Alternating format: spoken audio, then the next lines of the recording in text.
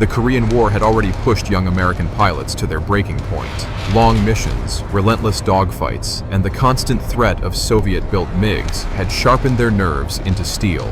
But nothing in their training manuals had prepared them for what Lieutenant Charles "Red" Patterson and his wingman saw on that freezing December night in 1951.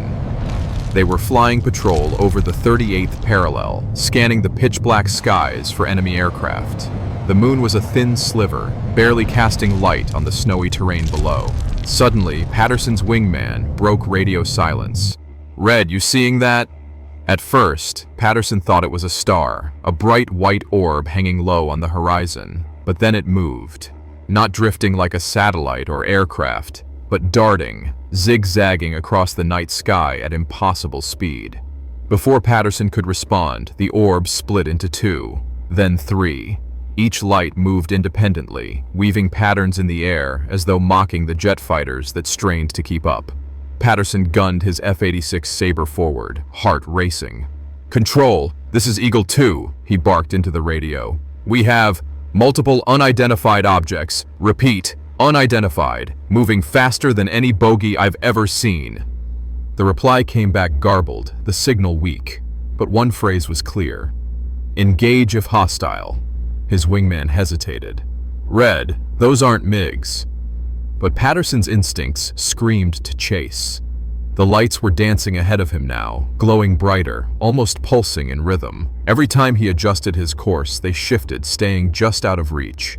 His radar showed nothing, no blips, no confirmation. Yet the lights were there, taunting him. The Sabre roared through the frozen night as Patterson pushed his throttle to the max. His jet strained, the wings trembling, but the lights surged ahead effortlessly. Then, without warning, they stopped, dead still in the sky.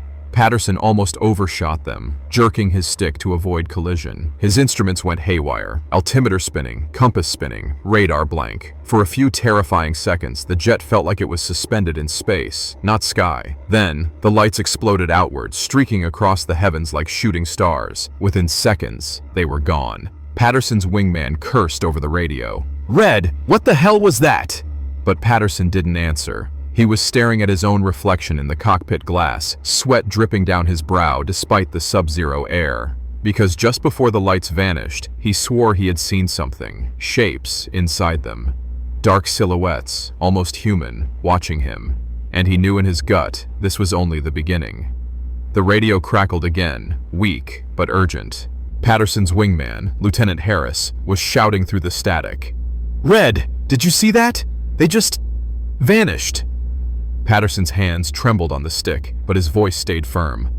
"Stay tight, Harris. Those weren't stars. They wanted us to see them." The two Sabres sliced through the bitter winds, contrails stretching like scars against the night sky. Snowflakes flickered in the moonlight as they banked hard, scanning every direction.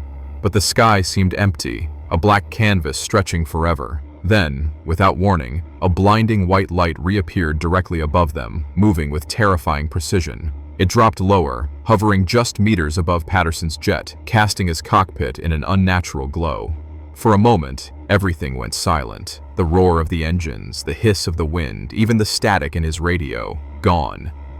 Patterson's ears rang with a pressure, like diving too deep underwater. Inside the glowing orb, his eyes caught it again. Shadows. Humanoid shapes moving, not like pilots in a cockpit, but more like projections. Tall, elongated, watching him with an intelligence he couldn't deny. Then, as suddenly as it appeared, the light darted forward, streaking across the horizon at a speed no earthly aircraft could match. Harris cursed. "Jesus, Red, it's toying with us." Adrenaline surged through Patterson. His training screamed to break off, to return to base and report. But some deeper instinct, pride, fear, defiance, forced him forward. "We're not letting it get away." He pushed the throttle again, the Sabre groaning as it fought the thin air at high altitude. His jet rattled violently, warning lights flickering on the console. But he held steady, eyes locked on the glowing object that danced just out of reach. Suddenly, two more lights appeared, one on either side. They boxed him in, weaving effortlessly through the sky, their movements impossible to predict. Harris's panicked voice echoed through the comms. "They've got us surrounded, Red. I'm reading nothing on radar. Nothing. The orbs pulsed brighter, almost as if they were communicating. Patterson felt his stomach lurch as his instruments went haywire again. Altimeter spinning, compass whirling, the entire control panel glitching like it had been swallowed by a magnetic storm. And then came the sound, not through his ears, but inside his head. A low, vibrating hum that rattled his teeth, pressed against his skull, and whispered something he couldn't understand. His vision blurred. For a terrifying second, he wasn't in his cockpit anymore. He was floating, weightless, staring into a vast expanse of stars. A cold emptiness pressed against his chest, and those shadows, those tall, dark figures, were still watching. "Red! Red! Talk to me!" Harris's screams snapped him back. Patterson gasped, gripping the controls, forcing himself to focus. The lights were gone again, vanishing into the night sky as though they'd never been there. Only silence remained. Silence, and the echo of that hum in his mind. He didn't know what he had just encountered, but deep down he feared the truth. Those lights weren't running from him. They were leading him. The airbase at Suwon was alive with the usual rhythm of war, mechanics clanging on jet engines, radios spitting coded chatter, and tired pilots trudging across the tarmac with helmets tucked under their arms. But when Patterson and Harris stepped off their Sabres that morning, a different kind of tension hung in the air. Their ground crew had seen the panic in their maneuvers, the erratic flight path that couldn't be explained by MiGs or weather. Rumors spread fast in war zones, faster than bullets, and by the time Patterson reached the debriefing room, half the squadron already knew something had happened. The intelligence officer leaned forward, lighting a cigarette, smoke curling around his sharp features. "You're saying these lights weren't enemy aircraft?" Patterson hesitated. Harris, still pale, nodded quickly. "Sir, they weren't planes, not Russian, not Chinese, nothing we've ever seen. They moved too fast, changed direction instantly, and..." He trailed off, unsure if he should mention the humming in his head. The officer narrowed his eyes. "And what?" Patterson finally spoke, his voice steady but quiet.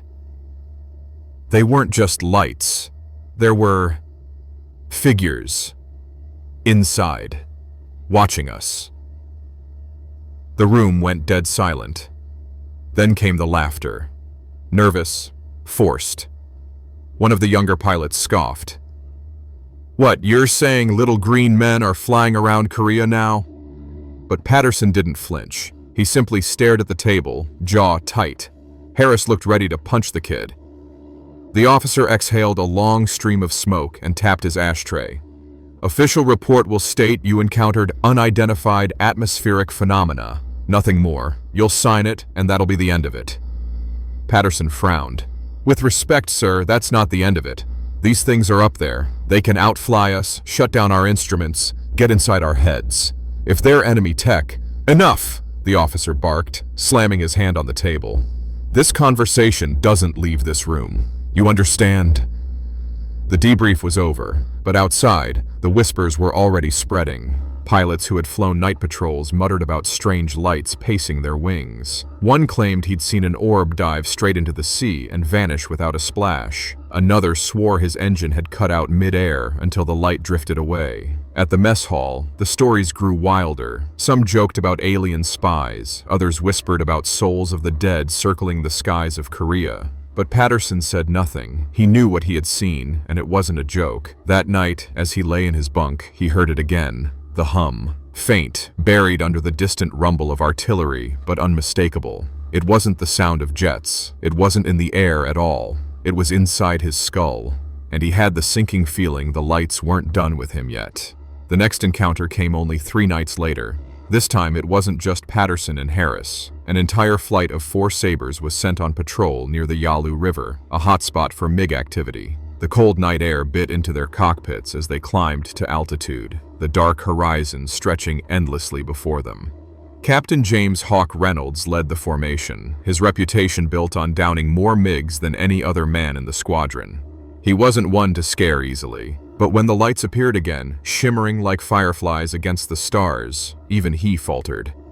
"Control, this is Falcon Leader," Reynolds said sharply over the radio. "We've got unidentifieds, bearing northeast, altitude 20,000. Advise." The reply came clipped and cautious. "Falcon Leader, you are cleared to intercept. Repeat, intercept." Patterson's gut tightened. He was flying as Reynolds' wingman, and already he knew this wouldn't end well. The lights weren't running. They were waiting. The four sabers surged forward, engines screaming. The orbs held position for a moment, glowing steadily, then darted apart in different directions like startled birds. "Split pursuit," Reynolds barked. The sky erupted into chaos.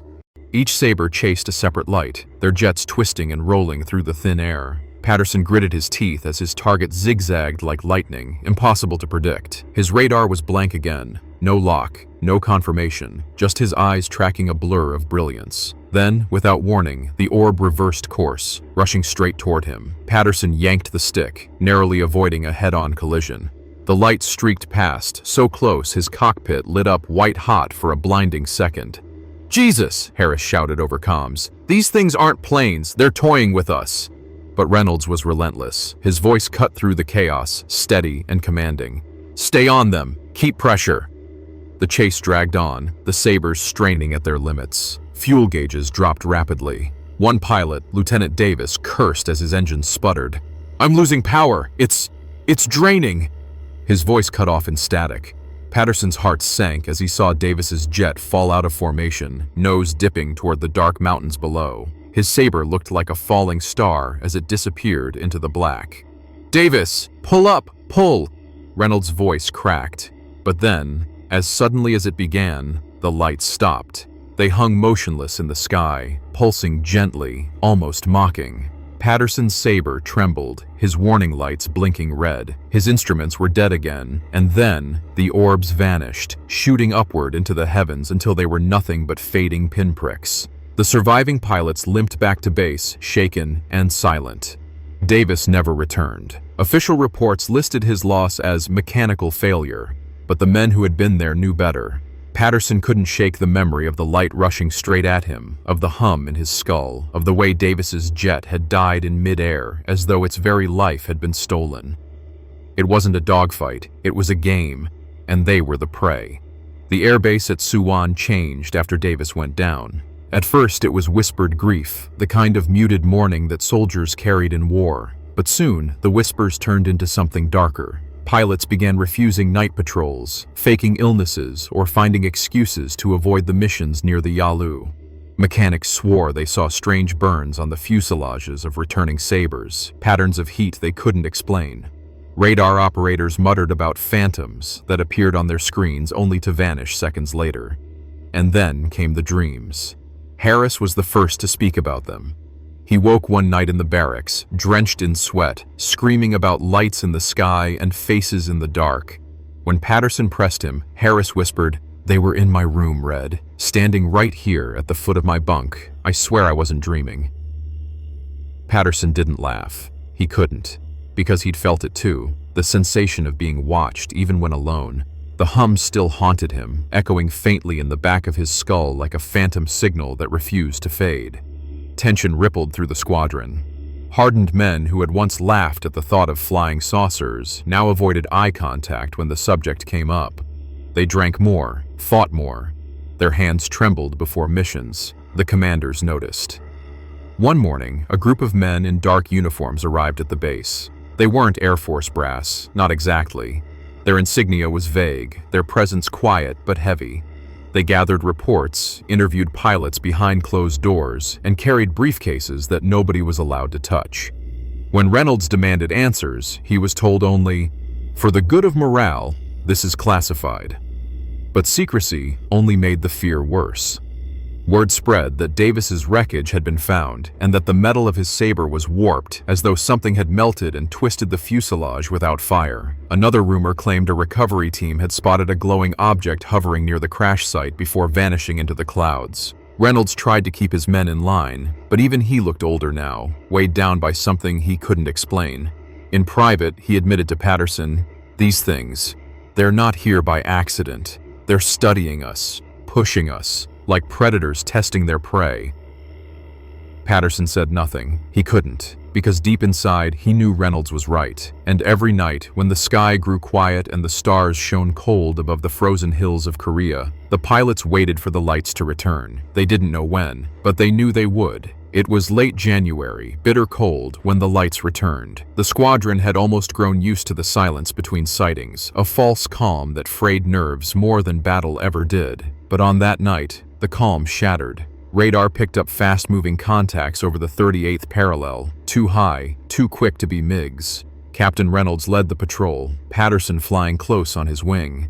The men were tense, eyes darting across the black sky, waiting for the inevitable. And then, like clockwork, the orbs appeared. 3 of them, glowing with that same pale brilliance, drifting effortlessly against the stars. "Control, we've got company," Reynolds reported. His voice was taut but steady. The order came back. "Do not engage. Repeat, do not engage. Maintain observation only." But Lieutenant Collins, the youngest in the group and desperate to prove himself, broke formation. His saber roared forward, afterburners blazing, closing in on the nearest orb. "Collins, fall back!" Reynolds barked, but Collins didn't listen. His breathing was ragged over the comms, half panic, half fury. "We've been running from these things for weeks. Not tonight, not me." Patterson's gut twisted. He knew what Collins was about to do before he even saw it. A burst of tracer fire lit up the sky, streaking toward the glowing orb. For a second, it almost looked like a hit, bullets tearing through the night and vanishing into the light. And then the orb reacted. The glow flared, blindingly bright, and Collins screamed. His saber jolted violently, as if yanked by an invisible hand. "My controls! I can't!" His voice dissolved into static. Patterson watched in horror as the jet twisted in mid-air, nose snapping upward at an impossible angle. The engine roared, then died. Collins's saber spiraled, flames erupting along its tail as it plummeted toward the frozen ground. The orb drifted after it, slow and deliberate, almost curious. And then, just before Collins's jet exploded in a fireball against the dark hills, the orb shot skyward and disappeared into the stars.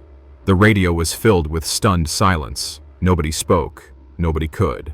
Back at Suwon, the official report listed Collins as lost to pilot error. But the men who had flown that night knew better. Collins hadn't lost control. Control had been taken from him. Patterson lay awake for hours afterward, staring at the ceiling of the barracks, replaying the moment over and over in his mind. The way the orb had followed Collins down. Like it had been watching. Like it had been waiting. And he couldn't escape the thought that haunted him most. If the orbs could choose when a plane lived or died, what chance did they, the best pilots in the world, ever really have? The death of Collins shook the squadron harder than Davis's loss had.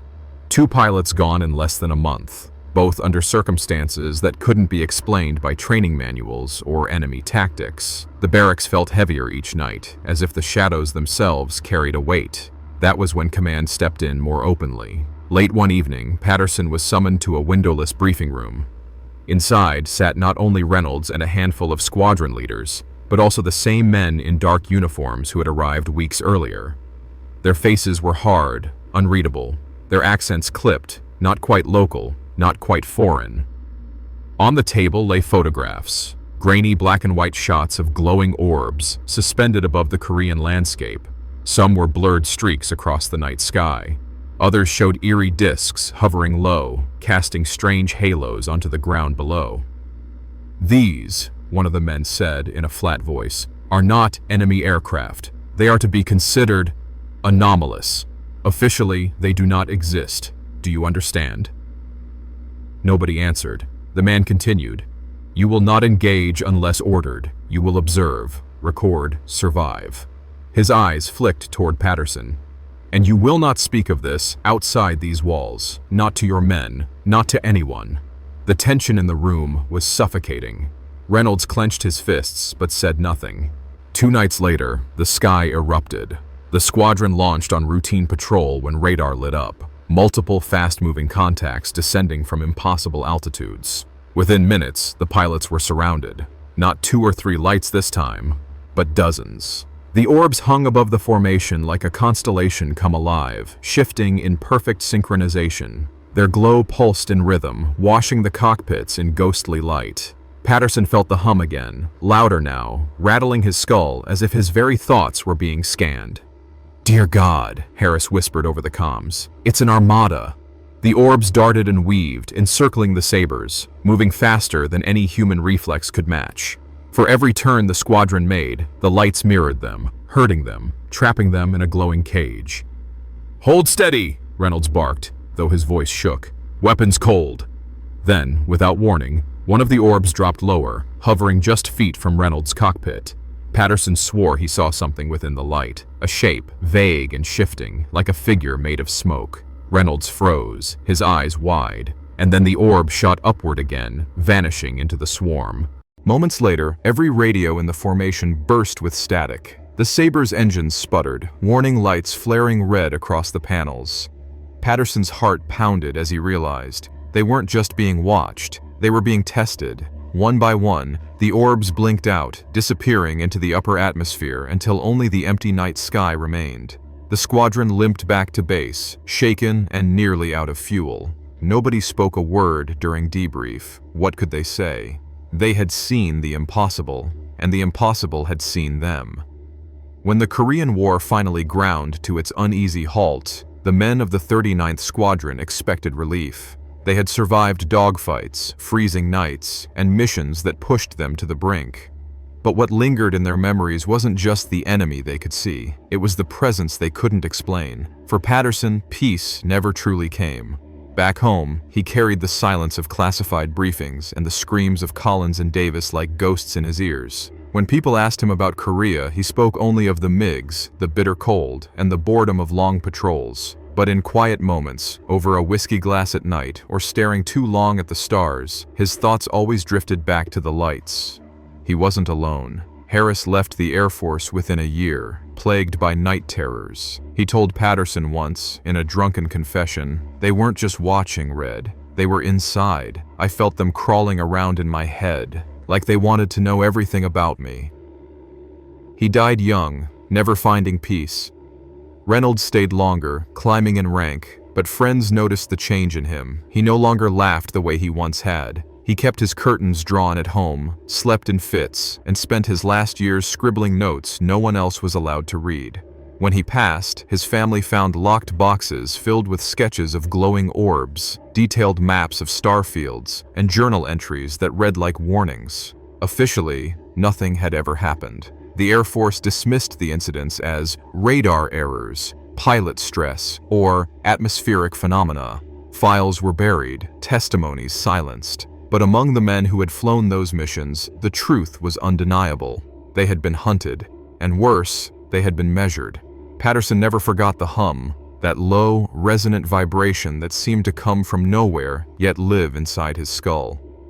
Decades later, sitting alone on his porch, he still sometimes heard it, faint, like a memory that refused to die. And when he looked up at the night sky, clear and cold as it had been in Korea, he always felt the same unease. That the war had never really ended, that somewhere, out there, the lights were still waiting, watching, studying, and one day they would return.